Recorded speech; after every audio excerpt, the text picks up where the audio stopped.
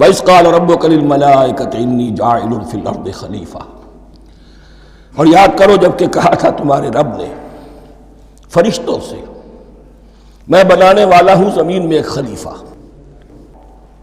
اب خلیفہ کی حقیقت کو سمجھیے، خلیفہ کسے کہتے ہیں؟ نائب۔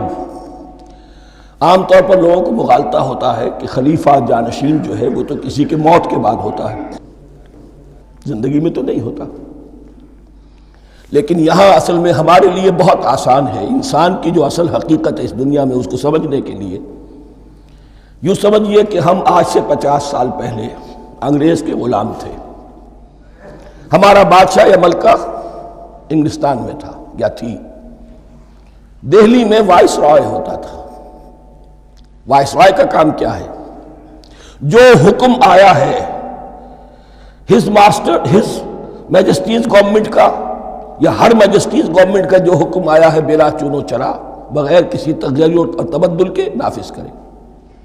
ہاں جہاں کوئی حکم وہاں سے نہیں ہے تو یہاں کے حالات میں بہترین اپنی رائے قائم کرے، غور و فکر کرے، یہاں کی مصلحتیں کیا ہے، جو چیز بھی امپائر کی مصلحت میں ہو اس کے مطابق فیصلہ کر سکتا ہے۔ بین ہی یہی رشتہ ہے۔ اللہ ہے لیکن اللہ نے اپنے آپ کو غیب کے پردے میں چھپا لیا ہے۔ زمین پر انسان ہے۔ اب انسان کا کام یہ ہے جو ہدایت آ رہی ہے اللہ کی طرف سے اس پر تو بے چون و چرا عمل کرے۔ جہاں کوئی ایکسپریس ہدایت نہیں ہے، کوئی واضح ہدایت نہیں ہے، وہاں اپنے بیسٹ ججمنٹ کو ایکسرسائز کرے۔ اسی کا نام اجتہاد ہے۔ غور و فکر کرے، سوچے، اور جو بات روح دین کے زیادہ سے زیادہ مطابقت رکھنے والی ہو اس کو اختیار کر لے۔ بین ہی یہی رشتہ ہے در حقیقت، رشتہ خلافت کہ جو اللہ اور انسان کے مابین ہے۔ اب یہ جو دی گئی ہے یہ حیثیت تمام انسانوں کو دی گئی ہے۔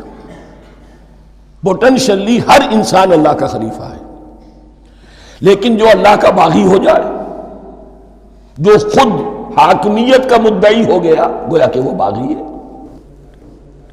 اب اگر شاہجہان بادشاہ تھا، اس کا کوئی ولی عہد تھا، اور ولی عہد جو ہے صبر نہیں کر سکتا، اپنے باپ کی زندگی ہی میں بغاوت کر دیتا ہے، حکومت حاصل کرنا چاہتا ہے، تو اب وہ کیا ہے؟ واجب القتل ہے۔ جو لوگ بھی حاکمیت کے مدعی ہو گئے، ویسے تو حقیقت واجب القتل ہے، لیکن دنیا میں مہلت دی ہے اللہ نے، یہ دارالامتحان ہے، فوراً قتل نہیں کرتا، فوراً ختم نہیں کرتا۔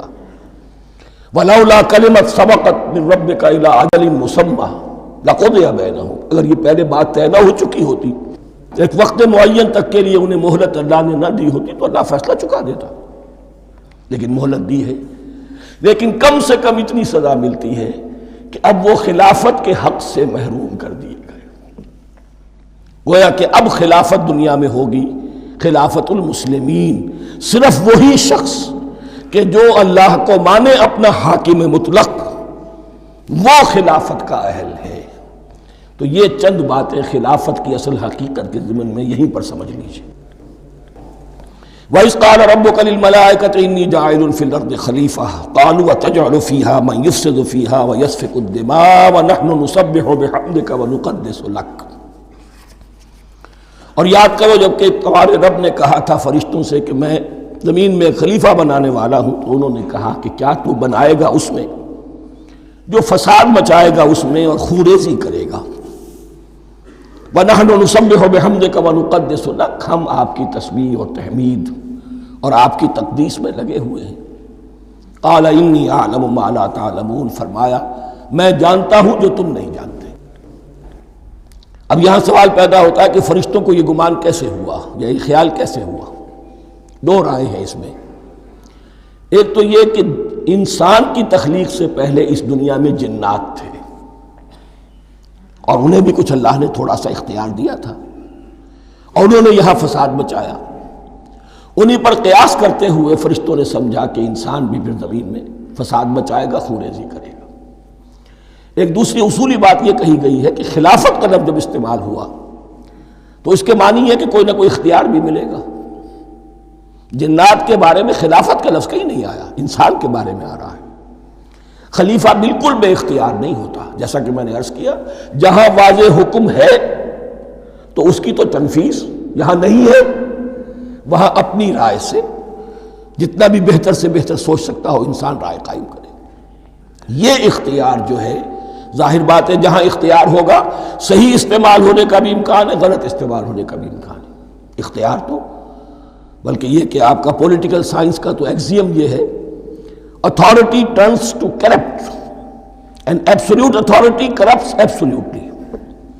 تو ٹینڈنسی کرپشن کی ہوتی ہے اختیار کے اندر، اس بنا پر انہوں نے قیاس کیا کہ اس میں فساد ہوگا، خوریزی ہوگی۔ اللہ تعالیٰ نے فرمایا اپنی حکمتوں سے میں خود واقف ہوں، میں کیوں بنا رہا ہوں یہ میں جانتا ہوں، تم نہیں جانتے۔ وَعَلَّمَ آدَمَ الْأَسْمَاءَ كُلَّهَا، اور اللہ نے سکھا دیے آدم کو تمام کے تمام نام۔ اب اس میں بھی ایک رائے تو یہ ہے، بلکہ اس میں تقریباً اجماع ہے مفسرین کا، کہ اس سے مراد ہے تمام اشیاء کے نام، اور تمام اشیاء کے نام سے مراد ہے ان کی حقیقت کا علم۔ ہیومن نالج جو ہے، اگر آپ اس کا تجزیہ کریں گے تو وہ یہی ہے کہ انسان ایک چیز کو پہچانتا ہے، پھر اس کے لیے ایک نام رکھتا ہے یا کوئی ٹرم اس کے لیے قائم کرتا ہے۔ اس نام یا ٹرم اور اس کے حوالے سے، اصطلاح کے حوالے سے بہت سے حقائق کو اپنے ذہن کے اندر محفوظ کرتا ہے۔ تو گویا کہ ان علمہ آدم الاسماء کلہا، تمام نام سکھا دیے کل مادی کائنات کے اندر جو کچھ وجود میں آنے والا تھا، ان سب کی حقیقت سے پوٹینشلی حضرت آدم کو آگاہ کر دیا۔ یہ پوٹینشل علم ہے، ہیومن نالج، جو ایکوائرڈ نالج ہے، جو انسان کو سمع اور بصر اور اپنے اس دماغ کے کمپیوٹر کے ذریعے سے حاصل ہوتا ہے۔ ایک ہے ریویلڈ نالج جو اللہ وحی کے ذریعے سے بھیجتا ہے، ایک ہے ایکوائرڈ نالج، انسان خود علم حاصل کرتا ہے۔ اس نے آنکھوں سے دیکھا، کان سے سنا، نتیجہ نکالا، اور اس کمپیوٹر نے اس کو پروسیس کیا، اس نتیجے کو کہیں میموری کے اندر سٹور کر لیا۔ یہ کمپیوٹر ہے بہت بڑا۔ پھر کچھ اور دیکھا، کچھ اور سنا، کچھ چھو کر معلوم ہوا، کچھ چکھ کر معلوم ہوا، کچھ سونگھ کر معلوم ہوا، کوئی اور نتیجہ نکلا، اسے وہ پاس میموری کے ساتھ اس کو ٹیلی کیا اور نتیجہ نکالا۔ اس طرح رفتہ رفتہ ان السمع والبصر والفؤاد کل اولئک کان عنہ مسئولا، یہ ایکوائرڈ نالج تین چیزوں سے انسان کو حاصل ہو رہا ہے، سماعت، بصارت اور یہ عقل، جو فائدہ اخذ کرتی ہے، جو اس کو پروسیس کرتی ہے، اس تمام جو سینس ڈیٹا اس کو مہیا ہوتا ہے سینس آرگنز کے ذریعے سے۔ یہ علم ہے جو پوٹینشلی حضرت آدم کو دے دیا گیا، اس کی ایکسفولیشن ہو رہی ہے، اب درجہ بدرجہ وہ علم پھیل رہا ہے، بڑھ رہا ہے، اور بڑھتے بڑھتے کہاں تک پہنچے گا ہم کچھ نہیں کہہ سکتے، کہاں سے کہاں پہنچ گیا انسان۔ اس نصف صدی کے اندر علم انسانی میں جو ایکسپلوژن ہوا ہے، میں اور آپ اس کا تصور تک نہیں کر سکتے۔ اکثر بڑے بڑے جو سائنسدان ہیں انہیں تصور نہیں ہے، اس لیے کہ ایک شخص اپنی لائن فزکس کے بارے میں جانتا ہے کیا کچھ ہو گیا، یا فزکس کی بھی کسی شاخ کے بارے میں جانتا ہے، باقی دوسری جو لائن ہے اسے کچھ پتہ نہیں۔ اسپیشلائزیشن کا دور ہے، لہذا جو ایکسپلوژن کہا جائے، دھماکہ ہوا ہے علم کا، اس کا کوئی اندازہ نہیں ہے ہمارے پاس، اور کس تیزی کے ساتھ وہ چیز آگے بڑھ رہی ہے، کس تیزی کے ساتھ ایک چیز آج جو ایجاد ہوئی چند دنوں کے اندر اندر اس کے بعد اس کا نیا کوئی ورشن آ جاتا ہے اور یہ چیز جو ہے آبسولیٹ ہو جاتی ہے۔ کمیونیکیشن کے اندر جو انقلاب عظیم برپا ہوا ہے، تو آپ یہ سمجھیے کہ اقبال نے جو شعر کبھی کہا تھا کہ عروج آدم خاکی سے انجم سہمے جاتے ہیں، کہ یہ ٹوٹا ہوا تارا مہ کامل نہ بن جائے۔ اور یہ مہ کامل بنے گا کب؟ جب دجال کی شکل اختیار کرے گا۔ دجال کون ہوگا؟ جو ان تمام قواعد طبیعہ کے اوپر قابو پا لے گا، جب چاہے گا جہاں چاہے گا بارش برسائے گا، رزق کے تمام خزانے اپنے ہاتھ میں لے لے گا، جو اس کے اوپر ایمان لائے گا اسی کو ملے گا، کسی اور کو نہیں ملے گا، اس کی آواز پوری دنیا میں سنائی دے گی، وہ چند دنوں کے اندر پوری دنیا کا چکر لگا لے گا۔ یہ ساری چیزیں جو حدیث میں دجال کے بارے میں آئی ہیں، وہ اسی علم آدم، ایکوائرڈ نالج کے اس حد کو پہنچ جانا کہ وہ ٹوٹل مسٹریز نیچر کی جو ہے وہ اس پر منکشف ہو جائے اور ان قواعد طبیعہ کو وہ ہارنس کر لے، قابو میں لے آئے اور انہیں استعمال کرے۔ کبھی جب ہمارے کسی بہت 200-300ویں کوئی پیڑھی میں کوئی ہمارے جد امجد ہوں گے جنہوں نے کوئی چٹان دیکھی کہ گری، پتھر پر پتھر ٹکرایا تو آگ اس میں سے شعلہ نکلا، اس کا یہ مشاہدہ کافی ہو گیا آگ پیدا کرنے کے لیے۔ پتھروں کو ٹکراؤ، آگ پیدا کر لو۔ یہ اس دور کی سب سے بڑی ایجاد تھی، آگ، انرجی۔ اب وہ انرجی کہاں سے کہاں پہنچی؟ وہ آگ نے بھاپ کی شکل اختیار کی، پھر ہم نے بجلی ایجاد کی، اور کب کیا ہے، ایٹمک انرجی ہے، اور نہ معلوم کیا کیا ہے، واللہ اعلم۔ ان تمام چیزوں کا تعلق ہے خلافت ارضی کے ساتھ۔ لہذا فرشتوں کو جو بتایا گیا وہ یہ ہے کہ آدم کو علم بھی دیا جا رہا ہے، صرف اختیار ہی نہیں دیا جا رہا، علم دیا جا رہا ہے۔ وَعَلَّمَ آدَمَ الْأَسْمَاءَ كُلَّهَا ثُمَّ عَرَضَهُمْ عَلَى الْمَلَائِكَةِ، پھر ان تمام اشیاء کو پیش کیا فرشتوں کے سامنے۔ فَقَالَ أَنبِئُونِي بِأَسْمَاءِ هَؤُلَاءِ، اور فرمایا کہ مجھے بتاؤ ان چیزوں کے نام، ان کنتم صادقین، اگر تم سچے ہو۔ قالوا سبحانک لا علم لنا الا ما علمتنا، انہوں نے کہا پروردگار تو پاک ہے ہر نقص سے، ہر عیب سے، ہر ضعف سے، ہر احتیاج سے، مبرہ ہے، منزہ ہے، اعلیٰ ہے، ارفع ہے۔ لا علم لنا الا ما علمتنا، ہمیں کوئی علم حاصل نہیں سوائے اس کے جو تو نے ہمیں سکھا دیا ہے۔ اس کی تعبیر یہی بہتر معلوم ہوتی ہے کہ ملائکہ کی حیثیت در حقیقت اس کائناتی جو حکومت ہے اللہ کی، آفاقی حکومت، اس کے کارندوں کی ہے، یہ اس کے سول سرونٹس ہیں۔ تو ہر ایک کو صرف اس کے شعبے کے متعلق علم دیا گیا ہے، علم جامع نہیں ہے، تمام چیزوں کا علم یہ معلوم کرنے کی استعداد ان کے پاس نہیں ہے۔ کوئی فرشتہ فرض کیجئے بارش کے اوپر مامور ہے، کوئی پہاڑوں پر مامور ہے، جس کا ذکر سیرت میں آتا ہے کہ جب طائف میں حضور پر پتھراؤ ہوا ہے تو اس کے بعد ایک فرشتہ حاضر ہوا ہے کہ میں ملک الجبال ہوں، اللہ نے مجھے پہاڑوں پر مامور کیا ہوا ہے، آپ اگر فرمائیں تو جن لوگوں نے آپ کو ستایا ہے، یہ جو طائف جن دو پہاڑوں کے درمیان یہ وادی ہے، ان کو آپس میں ٹکرا دوں کہ یہ پس کر اور سرما بن جائے۔ آپ نے فرمایا نہیں، کیا عجب، اللہ تعالیٰ ان کی اگلی نسلوں کو ہدایت دے دے۔ تو فرشتے ہیں، کوئی پہاڑوں پر مامور ہے، کوئی کسی خدمت پر مامور ہے، ان کو علم دیا گیا ہے صرف انہی کی اپنی جو بھی فرائض منصبی ہیں ان کے شعبے سے متعلق، کل نہیں۔ جامعیت جو ہے علم کی وہ ہے کہ جو حضرت آدم علیہ السلام کو پوٹینشلی دے دی گئی اور جو اب بڑھتے بڑھتے ایک بہت تناور درخت بن چکا۔ سبحانک لا علم لنا الا ما علمتنا انک انت العلیم الحکیم، یقیناً آپ ہی کی ذات ہے جو کل کے کل علم کی حامل ہے اور جس کے اوپر حکمت بھی، جس کی حکمت بھی کامل ہے، باقی تو ہر مخلوق میں سے ہر ایک کا علم ناقص رہے گا۔ العلیم، کل علم کا جاننے والا تو ہی ہے، الحکیم، کل حکمت وہ تو تیرے ہی پاس ہے۔ قال یا آدم انبئہم باسمائہم، اللہ نے فرمایا کہ آدم ان کو بتاؤ ان کے نام۔ فلما انباہم باسمائہم، تو جب انہوں نے بتا دیے ان کو، فرشتوں کو، ان کے نام، قال الم اقل لکم انی اعلم غیب السماوات والارض، تو اللہ نے فرمایا کہ میں نے کہا نہیں تھا کہ میں جانتا ہوں آسمانوں اور زمین کی تمام غائب چیزوں کو جو تمہاری نگاہوں سے بھی اوجھل ہے، غیب، میں ہر شے کا جاننے والا ہوں۔ وَأَعْلَمُ مَا تُبْدُونَ وَمَا كُنْتُمْ تَكْتُمُونَ، اور میں جانتا ہوں جو کچھ تم ظاہر کر رہے تھے اور جو کچھ تم چھپا رہے تھے۔ چھپانے میں محسوس ہوتا ہے کہ ان کی خواہش یہ تھی کہ خلافت ہمیں ملے،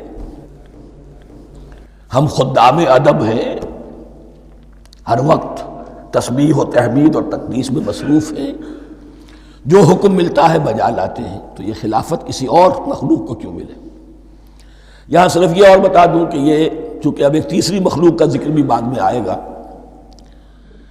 3 صاحب تشخص مخلوقات ہیں اللہ کی، صاحب تشخص، صاحب شعور، جن میں میں کا شعور ہے، انا، میں۔ ایک ملائکہ ہے ان کی تخلیق نور سے ہوئی ہے۔ ایک انسان ہے جن کی تخلیق گارے سے ہوئی ہے، ایک جنات ہیں جن کی تخلیق آگ سے ہوئی ہے، باقی حیوانات ہیں ان میں شعور تو ہے، خود شعوری نہیں ہے، self consciousness. There is a world of difference between consciousness and self consciousness. انسان جب دیکھتا ہے تو اس کو یہ بھی معلوم ہے میں دیکھ رہا ہوں، کتا بلہ دیکھتا ہے اسے یہ اندازہ نہیں ہوتا کہ میں دیکھ رہا ہوں، دیکھنے کا ایک نتیجہ ہے جو نکل آتا ہے، لیکن میں کا وجود نہیں ہے۔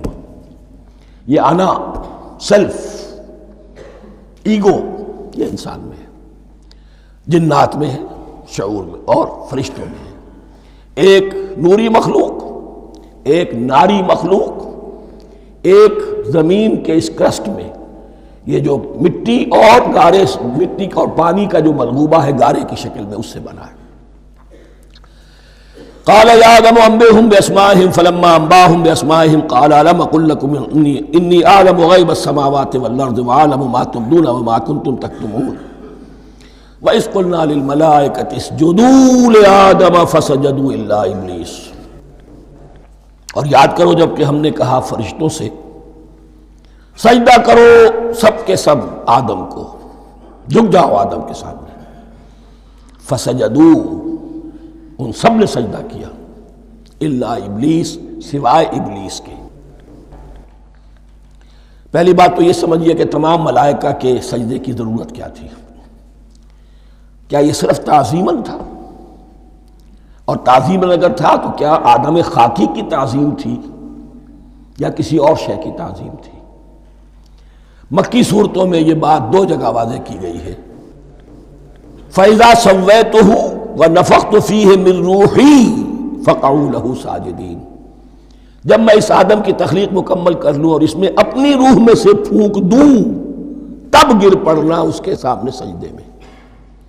تعظیم اگر ہے تو آدم خاکی کی نہیں ہے، اس کے اندر جو ڈیوائن ایلیمنٹ ہے، جو ڈیوائن سپارک ہے، جو روح ربانی ہے، میری روح، اس کی ہے۔ اور نمبر دو، اس کی حکمت کیا ہے، علت کیا ہے، غرض و غایت کیا ہے؟ جیسا کہ میں نے عرض کیا اس کائنات کی اس حکومت کے کارندے تو وہ ہیں، خلیفہ بنایا جا رہا انسان کو، جب تک یہ ساری سول سروس اس کے تابع نہ ہو خلافت کیسے کرے گا؟ دیکھیے میں جانا چاہتا ہوں، چوری کرنے کے لیے جانا چاہتا ہوں، راستے میں کتنے فیکٹرز ہوں گے، کتنے فزیکل فینومینا ہوں گے، میں چلنا چاہتا ہوں، میں زمین کو دھکیلتا ہوں، زمین مجھے دھکیلتی ہے، زمین مجھے نہ دھکیلے تو میں کیسے چلوں گا؟ یہ پوری کائنات جو ہے، یہ جب ہم کوئی ارادہ کرتے ہیں اور کوئی فعل کرتے ہیں تو اس فعل کے پورے ہونے میں، اس کے ظہور میں نہ معلوم کون کون سے ایلیمنٹس ہیں، کون کون سی فورسز آف دی نیچر ہیں جو ہمارے ساتھ موافقت کرتی ہے تو ہم وہ کام کر سکتے ہیں، اور ان سب پر فرشتے مامور ہیں، ہر ایک کی اپنی ڈومین ہے۔ اگر وہ تابع نہ ہوں تو خلافت کی کوئی معنی نہیں۔ خلافت دی گئی ہے، یہ ادھر جانا چاہتا ہے جانے دو، یہ نماز کے لیے مسجد میں جانا چاہتا ہے جانے دو، یہ چوری کے لیے نکلا ہے نکلنے دو، اس لیے کہ اس کو جو اختیار دیا گیا ہے، اس کے اختیار کے استعمال میں یہ تمام جو قوتیں ہیں وہ اس کے ساتھ موافقت کرتی ہیں، تب اس کا کوئی ارادہ وہ اچھا ہو یا برا وہ پایہ تکمیل کو پہنچ سکتا ہے۔ یہ گویا کہ سبارڈینیشن اس کے لیے سمبل کہ تمام فرشتوں کو جھکا دیا گیا۔ البتہ اس آیت میں ایک مغالطہ پیدا ہوتا ہے، الا ابلیس، سوائے ابلیس کے۔ مغالطہ یہ پیدا ہوتا ہے کہ شاید وہ بھی فرشتہ تھا، اس لیے کہ حکم تو فرشتوں کو دیا گیا تھا۔ پھر نوٹ کیجئے اس سے پہلے، بہت پہلے سورہ کہف نازل ہو چکی ہے، اور سورہ کہف میں فرما دیا گیا ہے کان من الجن ففسق عن امر ربی، وہ جن تھا بس اس نے سرکشی کی اپنے رب کے حکم سے۔ فرشتے کی شان یہ نہیں ہے، وہ اللہ کے کسی حکم کی سرتابی نہیں کرتا۔ لا یعصون اللہ ما امرہم ویفعلون ما یؤمرون، وہ اللہ کے کسی حکم کی نافرمانی نہیں کرتے اور جو حکم ملتا ہے بجا لاتے ہیں۔ یہ جنات کے اندر اختیار تھا، جیسے اختیار انسانوں کو دیا گیا ہے۔ جنات میں نیک بھی ہیں، بد بھی ہیں، اعلیٰ بھی ہیں، ادنا بھی ہیں، جیسے انسانوں میں۔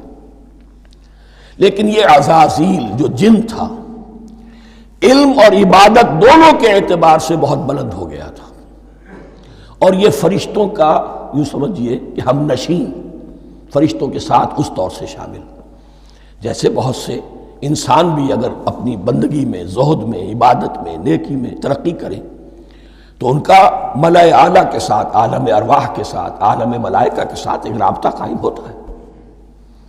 اسی طریقے سے وہ جو عزازیل تھا، جن ہونے کے باوجود اپنی نیکی، عبادت، پارسائی اور اپنے علم میں فرشتوں سے بہت آگے تھا، اس لیے معلم الملکوت کی شکل اختیار کر چکا تھا۔ اس کو اپنی زوم تھا، یہ بات جیسا کہ میں نے عرض کیا 7 مرتبہ قرآن میں یہ بات آئی ہے، قصہ ابلیس و آدم، کہ فرشتوں کو حکم ہوا کہ سجدہ کرو، سب جھک گئے، ابلیس نے سجدے سے انکار کر دیا 7 مرتبہ۔ یہ 7ویں مرتبہ ہے جو ہم پڑھ رہے ہیں، مصحف میں پہلی مرتبہ آ رہا ہے، ترتیب نزول میں 7ویں مرتبہ آ رہا ہے۔ یہ آدم و ابلیس کا قصہ اس سے آگے سورہ اعراف میں آئے گا، پھر سورہ ہجر میں آئے گا، سورہ بنی اسرائیل میں آئے گا، سورہ کہف میں آئے گا، سورہ طٰہٰ میں آئے گا، سورہ صاد میں آئے گا، 6 مرتبہ مکی قرآن میں، 1 مرتبہ یہاں۔ تو یہاں اشارہ نہیں کیا، اس لیے مغالطہ ہو سکتا ہے، لیکن یہ کہ سورہ کہف میں آپ کو بتا چکا ہوں، کان من الجن ففسق عن امر ربہ، اس نے اپنے رب کے حکم سے سرتابی۔ ابلیس اس کا صفاتی نام ہے اب، اس لیے کہ ابلس یبلس کے معنی ہوتے ہیں مایوس ہو جانا۔ یہ اللہ کی رحمت سے بالکل مایوس ہے، اور مایوس جو ہو جائے وہ شیطان ہو جاتا ہے۔ اب میرا تو چھٹکارا نہیں ہے، جتنوں کو برباد کر سکوں کروں، میری تو عاقبت خراب ہو چکی ہے، جتنوں کو اپنے ساتھ، ہم تو ڈوبے ہیں صنم، تم کو بھی لے ڈوبیں گے۔ اب وہ شیطان اس معنی میں کہ انسان کی عداوت اس کی گھٹی میں پڑ گئی، اس نے اللہ سے پھر اجازت بھی لی کہ مجھے مہلت دے دے، یوم یبعثون، قیامت تک کے دن کے لیے، تو میں ثابت کر دوں گا کہ یہ آدم اس رتبے کا حقدار نہ تھا، مستحق نہ تھا جو اسے دیا گیا۔ انا خیر منہ، میں اس سے بہتر ہوں۔ خلقتنی من نار وخلقتہ من طین، تو نے مجھے آگ سے بنایا، اسے گارے سے بنایا۔ لیکن یہ تکبر ہے در حقیقت کہ جس نے اسے راندہ درگاہ حق کر دیا۔ وَإِذْ قُلْنَا لِلْمَلَائِكَةِ اسْجُدُوا لِآدَمَ فَسَجَدُوا إِلَّا إِبْلِيسَ أَبَىٰ وَاسْتَكْبَرَ، ابا اس نے انکار کیا، واستکبر اور تکبر کیا، استکبار کیا، وَكَانَ مِنَ الْكَافِرِينَ۔ کانا عربی زبان میں 2 طرح کا ہوتا ہے، تامہ، ناقصہ۔